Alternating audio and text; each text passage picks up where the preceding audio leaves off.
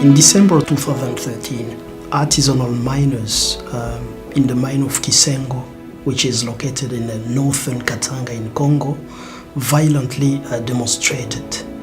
And during their demonstration, they set a buying station on fire.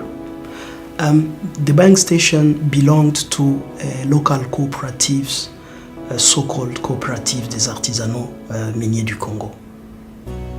Why did the miners reacted in such a way?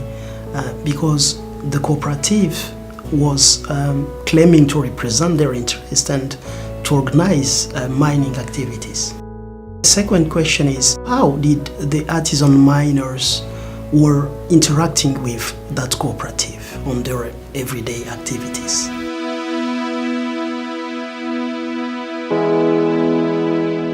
My name is Claude Iguma Wakenge. I'm a PhD student at Wageningen University, and I'm part of the mining program at the Special Chair of Humanitarian Aid and Reconstruction. The focus of my research is on a reform policy of artisanal mining, and I've done my research in the northern part of the Katanga province in Congo since 2013. In northern Katanga, many mining cooperatives like the CDMC I was talking about were top-down creations which bypassed the institutions already created by the mine worker. Many miners to whom I talked often say that cooperatives were appendix, wrap, skeleton. They only inform them when the price collapsed in the mine, but not when the price was up at the international market. And this is something which really proves that cooperatives bypassed the organization of artisanal miners.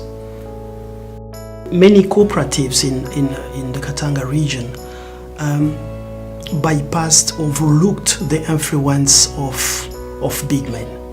Big men are people who occupy a certain position of authority and who can influence decisions for their own interest.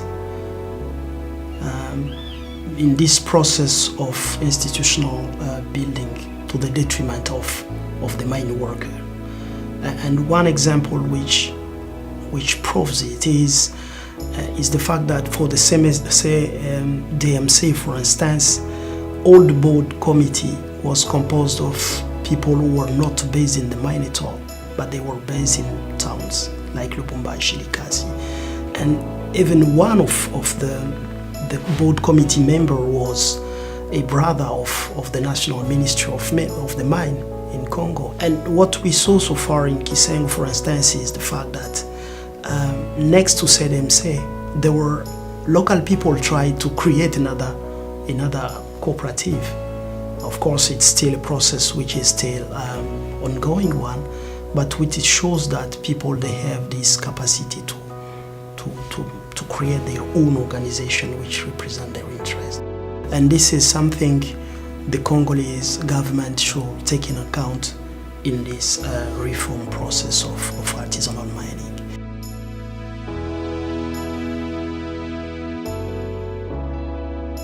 During my research, I interviewed many people because I stayed in the mine of Kisengo for about 8 months, and I have to interview around 166 people during group interviews or individual interviews.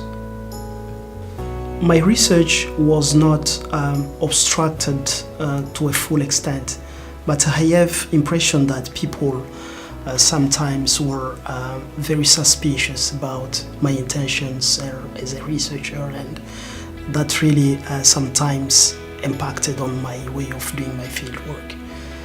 It was quite challenging for an independent researcher to do research in the mining business because people, they don't always speak up and they often hide their economic interest in the mining business.